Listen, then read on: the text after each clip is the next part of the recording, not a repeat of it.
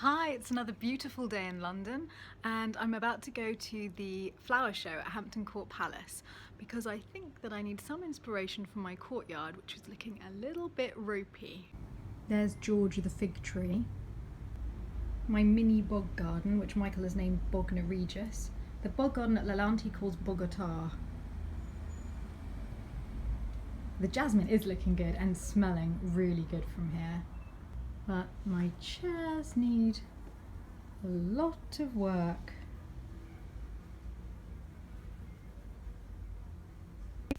So off I go to Hampton Court Palace. This has got to be the best way to arrive along the river. I'm going to start with the palace because it's too hot to go straight to the flower show.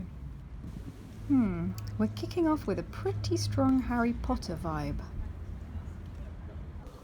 The palace was built by Thomas Wolsey, who was just the son of a butcher who rose to become the most powerful cardinal in England. He obviously had great appetites because apparently these were the biggest kitchens in the entire country, and they just go on and on, room after room of fireplaces and pantries and boiling rooms and areas to store incredible pewter. Wolsey must have loved this place until the king booted him out so that he could marry his mistress Anne Boleyn and move in with her and build this great hall. I've just been strolling around this incredibly massive palace, and then suddenly, completely unexpectedly, in a tiny, beautiful side room, I've come face to face with the power-crazed monarch himself. I'm just staring into the eyes of a homicidal maniac. I can outstay you, Henry.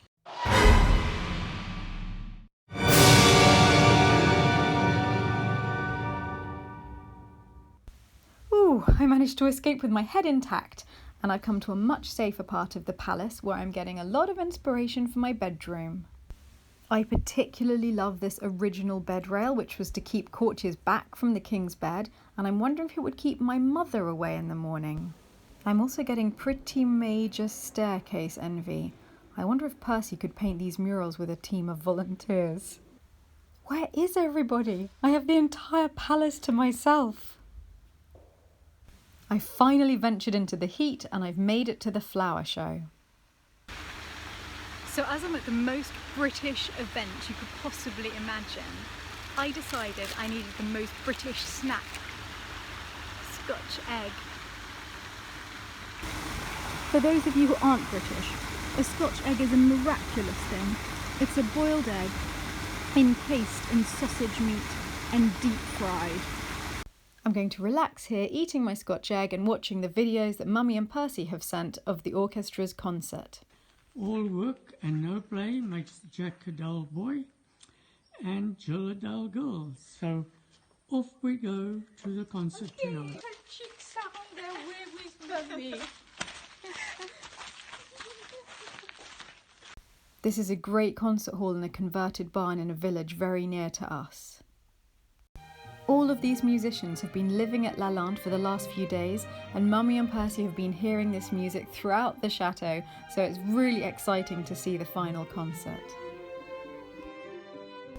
I'm just going to keep listening to it as I look around the gardens here.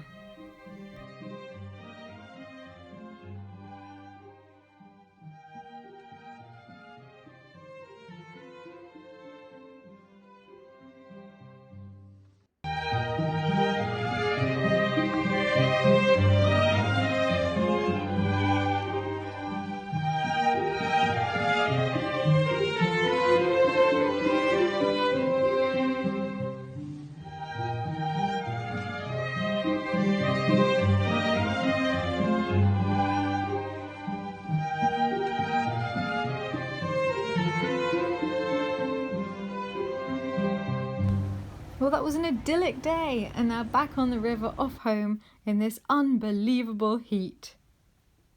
It is so hot in London that I'm literally walking home with a pack of ice on my head, which actually has made all the difference. I'm feeling perfectly comfortable now. And the great thing about my new ice plan is it is multi-purpose and has made a great G&T.